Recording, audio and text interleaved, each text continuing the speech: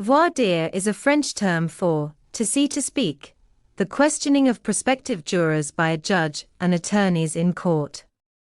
Voir dire is used to determine if any juror is biased and or cannot deal with the issues fairly, or if there is cause not to allow a juror to serve knowledge of the facts, acquaintanceship with parties, witnesses or attorneys, occupation, which might lead to bias, prejudice against the death penalty, or previous experiences such as having been sued in a similar case.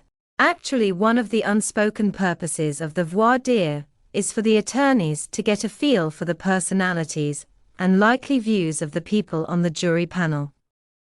In some courts the judge asks most of the questions, while in others the lawyers are given substantial latitude and time to ask questions.